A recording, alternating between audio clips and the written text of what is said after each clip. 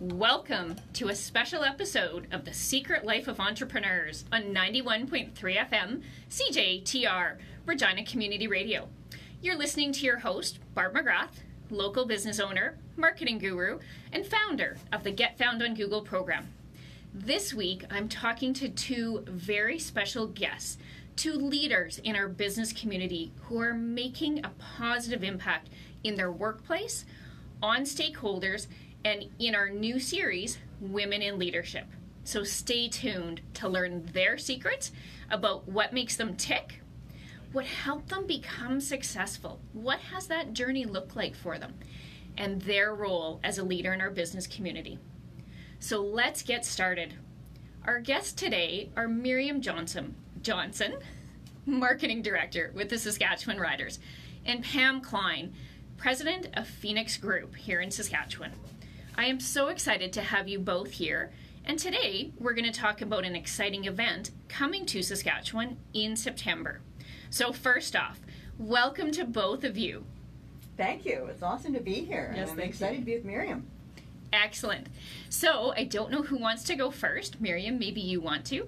Tell us a little bit about yourself and your role with the Riders. Well, I am a mother of three. I always introduce myself first and foremost as a mother of three, but I'm also the Director of Marketing with the Saskatchewan Roughriders. So in that role, I do lead all of the social media, all the external communication that you see outside of our media relations team for the clubs. If you've seen us in advertising, if you see us on social, I proudly get to lead the team that leads that. So, with my position, I also get to be part of a lot of the new initiatives that the club does. So a lot of those brainstorms on how do we become better. So it's a pleasure to go to work every day. Oh, I bet. And what an exciting environment I bet it is sometimes. Absolutely. Yeah. And, sometimes there's tough stuff too, I bet. Definitely. Definitely. Things that the public doesn't see and you don't think about, trying to make all those people and places and everything come together. People don't think about those sort of details sometimes. No, and our fan base is very articulate, and they have opinions, and so they voice them. So that's something that we listen to and we gauge as well. So yes, well, you've got 40,000 couch fans, right? Yes. And they've always got something to say. Absolutely. Excellent. All right, Pam, tell us a little bit about yourself and Phoenix. Well, as Miriam segued, I too am a mother of young adult children who are thriving, and that's super exciting. And as they're kind of away from home, I have the opportunity to give even more wholeheartedly to my career and what I do as president of Phoenix Group and things that I enjoy doing in the community. And certainly as president of Phoenix Group, a leading agency in Saskatchewan, one of my joys is to be able to work with great clients like the Riders and Miriam on a regular basis. So it's really fantastic that we have the opportunity to work and connect with those who also see themselves as leaders in diverse sectors in Saskatchewan and across Western Canada. And we have a dynamic team that fuels me every day to lead and try and inspire and support them as they are doing amazing things for our clients and their communities as well. So Miriam and I got talking before we got started today, and it sounds like the Riders in Phoenix have been working together for upwards of 20 years now. Yeah, that is a long-standing, wonderful partnership, and we've seen each other grow and thrive, and ebbs and flows that are both of our businesses. But yeah, it's an awesome partnership. Yeah, and I think what's most remarkable to me, and I had said this to Miriam, but clients come and go when you're in the agency world. But what's remarkable to me is it's a relationship, and every relationship has ups and downs. And even though it's a business relationship, it's you've been able to ride those bumps along the way. I suspect that the relationship has gotten stronger, instead of what you so often see in business is, oops, we had a disagreement, and then one party packs up their suitcase and off they go, right? Taking my net and I'm going home, darn it. Right? And so kudos to both of your organizations for seeing things through and building this lasting relationship. Well, communication is a strength. It's not unlike with family and friends. It's in business as well. And when you don't have that open, honest, transparent communication and have the hard conversations and celebrate the great times as well, it's really tough.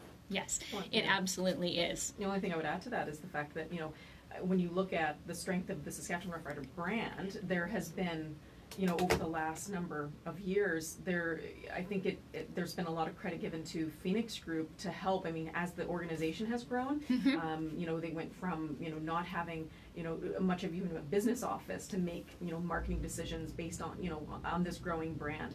So, there was a time when most of the brand decisions were made by Phoenix Group, to the point now where, we're working together so cohesively as we continue to try to transform the Saskatchewan Roughriders and still improve. So it's been one of those things that, when someone knows you so well and so in depth, it's quite priceless. Well, and to put my marketing hat on for a minute, it's one thing to grow a brand that's, in the bottom of the pile, the middle of the pile. You can only go up. But I mean, the Saskatchewan Roughriders as a brand is absolutely huge. And so to maintain that momentum, to continue to grow, to continue to stay above your competitors, right? I mean, that really speaks volumes for, Pam, what your team has been able to do, and Miriam, the contributions that your team is making as well, right? Definitely. So, all right, well, let's think about some of those contributions, because we are here to talk about leadership, of course. And there's an exciting event coming to Regina at the end of September. It's called the Western Canada Accelerator, and it's Powherhouse Media who is bringing that event here. I understand that you're both going to speak at the event? We are, yeah. We're one of the morning sessions. Yeah. Yes. Excited about that. And speaking together. Yeah, co-keynotes. There we go. We're going to dress alike. Yes. We'll be twins. Okay, now if you don't wear a rider shirt, I meant to wear my rider shirt today. Darn. Yeah, so what an exciting event that will be. So I know you're just having some preliminary conversations now about what you might talk about and how that might flow. Any sort of tidbits that you can share with us, at this point in your planning? Well, I think we are right at the beginning stages, and as we've talked with Charlene, who is the fearless leader for everything that Powherhouse is doing. We've been given some direction on the fact that, obviously, being the Saskatchewan Roughriders as that sports brand, and Phoenix Group as the agency, there was a natural connection to discuss kind of how leadership ties into sport. And so when we've done a couple other discussions where we discuss the different layers of what that means. I mean, because sports are not just an individual, but they're a team based, and then there's also the coaching element, that goes into sport. And so when you think of how to articulate that in a keynote, I think that Pam and I are going to have some unique ways of communicating that, in September.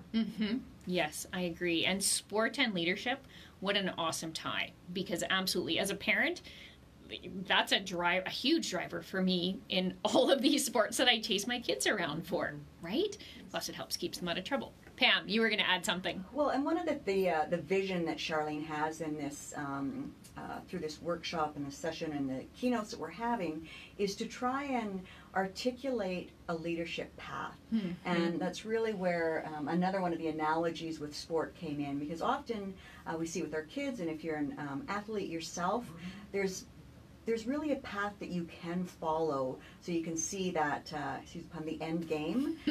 So what is it in leadership?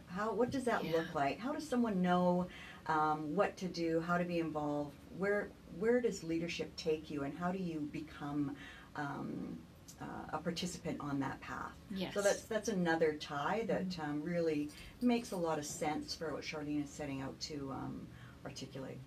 She's been working on this goal for a while. She's had, this will be the third event in Regina, if I remember correctly. I don't know if either of you know off the top of your head. This is the biggest event for sure, and she's had a series of luncheons and group workshops as well. But this is a big initiative that's taking, obviously, significant planning, but sponsorship and support. So it's one of its kind in Saskatchewan for sure. Yes, absolutely. So Pam, you're very involved in the entrepreneurial community, and there's a real impetus and momentum behind entrepreneurial communities, behind what Charlene is working on, Powherhouse, developing leadership. Where do you think that's coming from? What's driving that, do you think? I think there's a variety of things that are affecting that. Certainly, I consider it a movement. There's momentum. where people are trying to create their own opportunities, and it could be attributed in large part to the opportunity that technology is presenting, connection, access. We're not as restricted by physical barriers, so there's an opportunity to really stretch. Yes.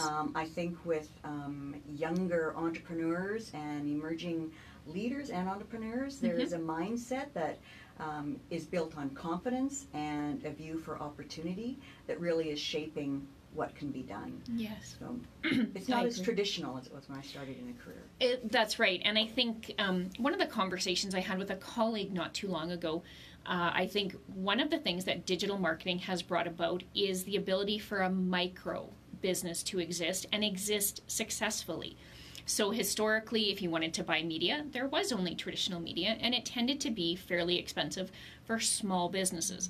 But now, because you can run a Facebook ad or run a Google ad for very low investment, suddenly that micro business has an opportunity to compete in a space where historically they wouldn't have been able to. So whether you're a bookkeeper or an accountant, a marketer, a car mechanic, all of a sudden you can get your message out to the same audience where traditionally you needed, much more expensive media. And I think, that's an exciting development to see, because maybe you've always been interested in being an entrepreneur, but it just wasn't a possibility from a finance standpoint. So I think we're starting to see a lot of those types of businesses spring up, and hopefully some of those folks plan to attend the event in September. So can you tell me anything about the event in September in terms of, who might attend or who should attend, the value that they will receive for attending? I think, I know just even for myself, I'm a younger leader in the industry right now, and I know that I looked for events like this, so when I was, starting my career, and when I was, getting into places, I had aspirations, and I kind of thought, wasn't quite sure exactly where I wanted to go. I know for me, I looked for opportunities like this to either learn or feel like you kind of get fed. Yes. Okay, I know that we had discussed too about some of the things aren't just going to a conference to be talked to, but actually going to a conference and outlining goals that you might have, and then kind of here's how I'm going to do it, which ties into what Pam was saying about the leader path. And so I think what's unique about this event, and for any scale of really professional, I would say, because I don't think it necessarily even has to be an entrepreneur, and really anyone in your professional career, wherever you might want to go, there's going to be things that you can take from this. There's a variety of speakers, and I think that you won't just be talked to, but you'll be invited to really think through your approach, what that's going to fit your path.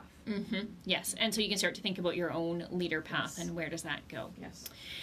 So talk to me a little bit about the relationship that you guys have, because Miriam, you shared earlier that you've had the opportunity to work with Pam for a long time, and she's become a bit of a mentor to you. Well, so absolutely. Tell me about that. Well, I think when I was asked to co-keynote, I thought, with Pam? You want me to co-keynote with Pam? So I thought with Miriam? It's mutual. So I was completely honored, because I definitely look at Pam as a mentor. I look at her career and where she is, and I think she's right up there with people that I aspire to try to be like.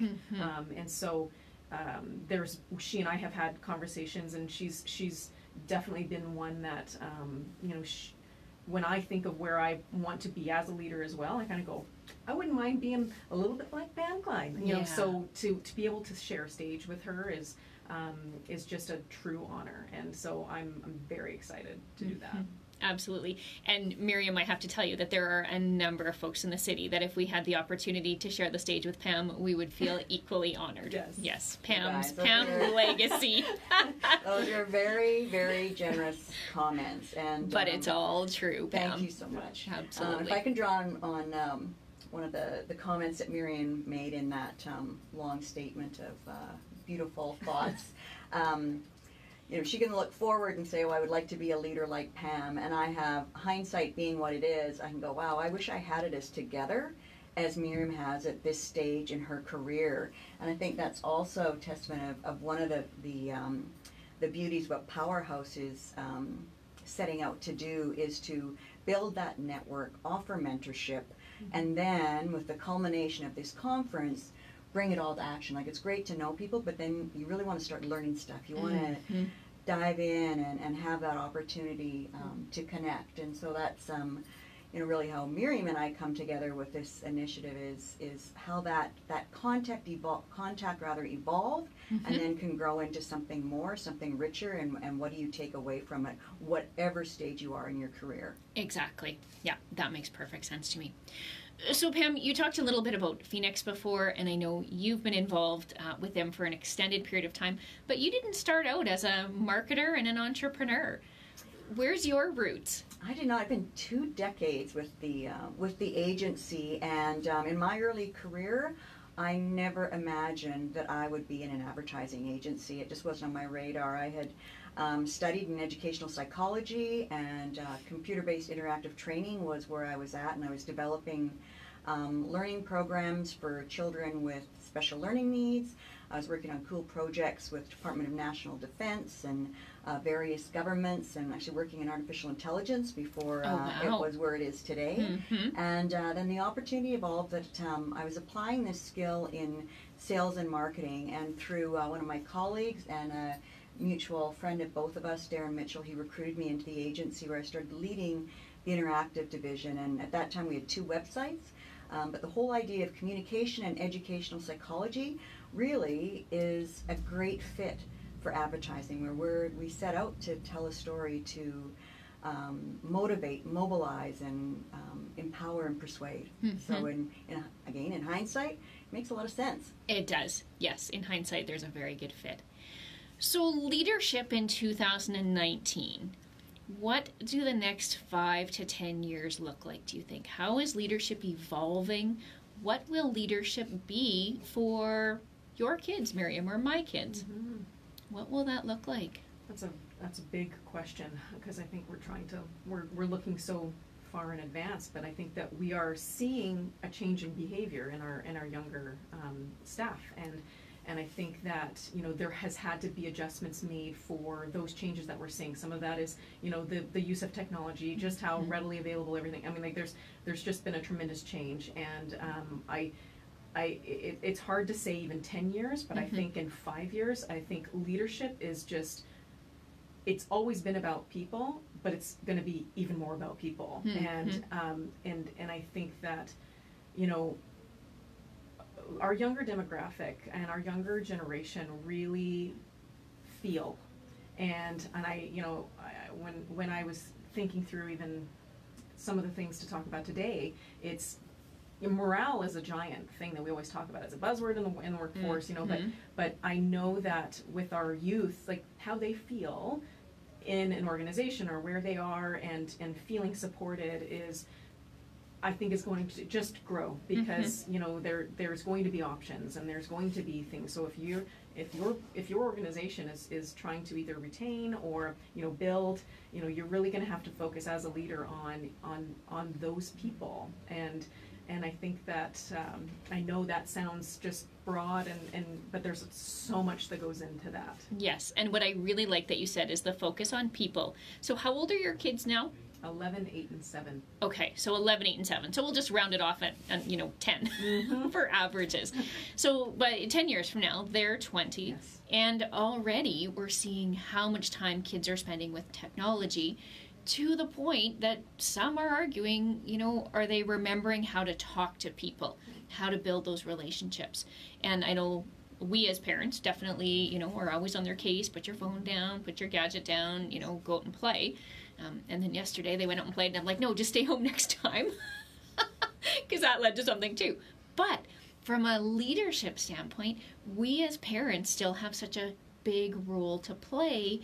And when they enter the workforce, I mean, they're going to know no different than everything is done with technology. Why would I meet with someone when I can send them an email? Why would I call someone when I can send them a text? Right? And so those nuances of building a relationship, they almost start to trickle down, right? Pam, what are you seeing over at Phoenix Group in terms of leadership? You've got some fairly young staff, and then your employee owned, correct? Mm-hmm. Yes. Yes. So you're employee owned. So what employees want out of the organization helps to set the direction that you're going. Well, I think I also want to echo the importance of people and that connection and communication.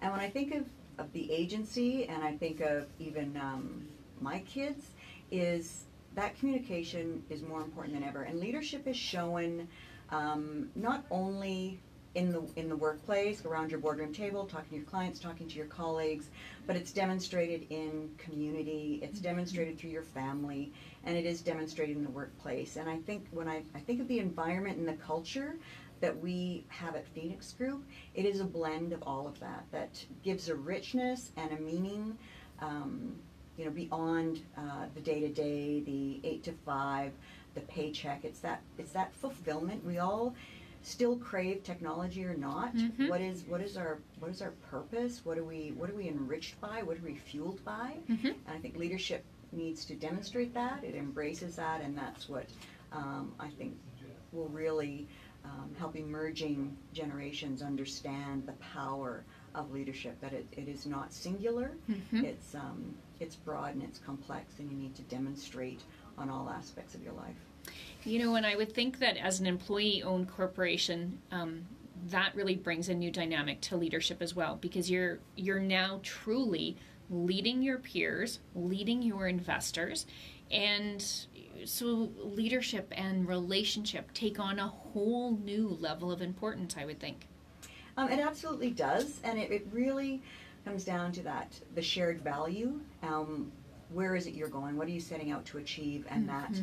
that alignment of purpose and contribution and hard work, you're definitely tighter. Definitely, yes. So I'm just reading a couple of notes that Char left with us, and she wrote this quote: "The world is calling us to live and lead at a higher level at this time. The issues and challenges we are currently facing as a society and a planet require us to bring it in at a whole new elevated level of leadership.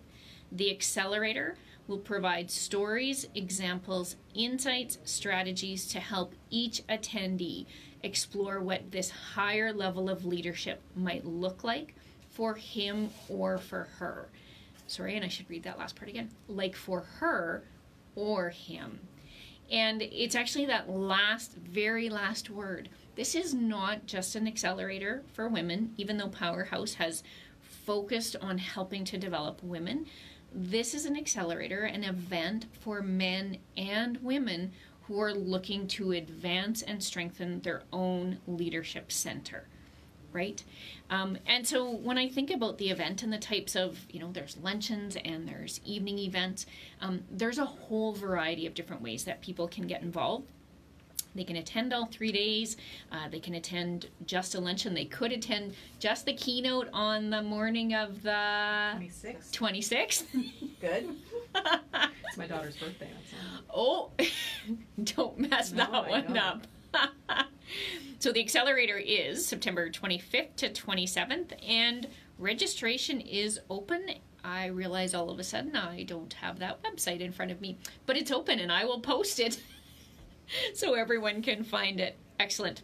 All right, well, let's change directions just a little bit. And the two of you, successful leaders in the community, extremely busy leaders in the community, what does a day look like? How do you get through a day?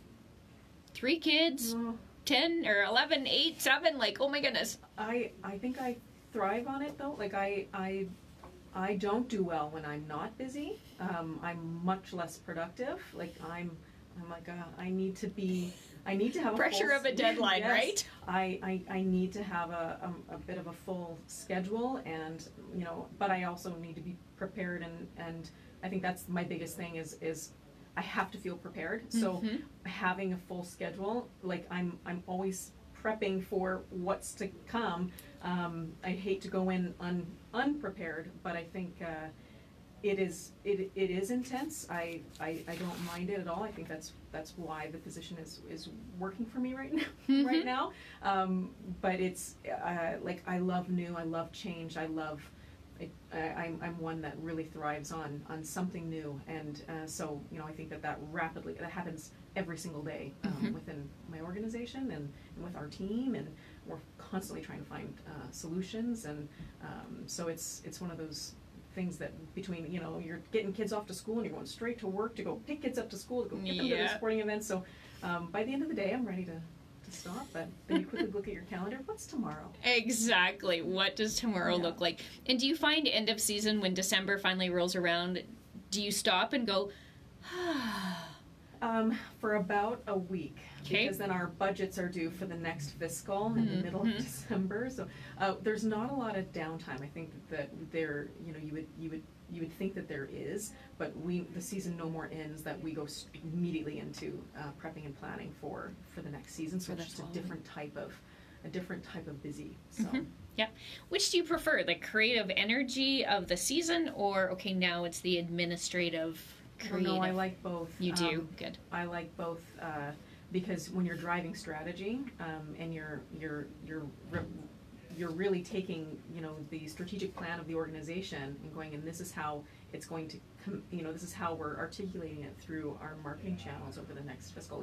It's, to me, I love that part because it's your big arrow for the next year, and it positions all of us and our work with Phoenix Group, and it helps us really feel good about going into that next season, going like here are the objectives, and so I love that. But I think if I had to choose one, I would choose the creative energy of creating the produced spots, the photo shoots, the getting it out and watching the numbers come from there, and like, okay, where's our ROI? How are we feeling? Exactly. And then adjusting. Very cool. Okay, awesome. Pam, what does a day look like for you? Well, there isn't a typical day, and I do want to comment on Miriam's, the energy with which she shared her day. A constant certainly would be the kids. That family is an anchor, but there really isn't a typical day for you either. When you think of the intensity that is working within a football organization or sports organization, or even as an entrepreneur, you have to be pretty flexible to go on the fly and respond to demands, and the times in a day are not 8 to 5. And when I think of my typical day, I do like to have a constant of exercise in the morning, because otherwise I won't fit it in. And I've certainly worked hard to become aware of where some of the mental well-being comes in, and that comes through exercise. So that's a constant. And from there, I certainly have a schedule, and I do know what's coming over the next few weeks. But that being said, there's lots of variety in the day, and the thing that I love the most is the relationship building that we have. We all have an agency is a pretty eclectic, diverse group of people and skills and talents, and I have a pretty good sense of where I fit and where others can fly and take off, and I'm certainly a relationship builder. Excellent. Those are inspirational messages to hear from the two of you. And Miriam, you and I talked before, when you're busy, it seems like you can get so much more done, right? If you only have a couple of things on your to-do list, I can do that a little bit later, right? So I am very much the same, where driven by deadline. When does it have to be done? Because that's when I'll get around to doing it, right? So it makes it go well. All right, we only have about 3 minutes left. So quickly, could you each share something that, you wish maybe you had known 5 years ago, a decade ago, a nugget of wisdom? Is there something that you would share with listeners today? A nugget of wisdom, there's many things. Do you mean for leadership in particular, or as a for professional, leadership, just in my own journey? Yeah.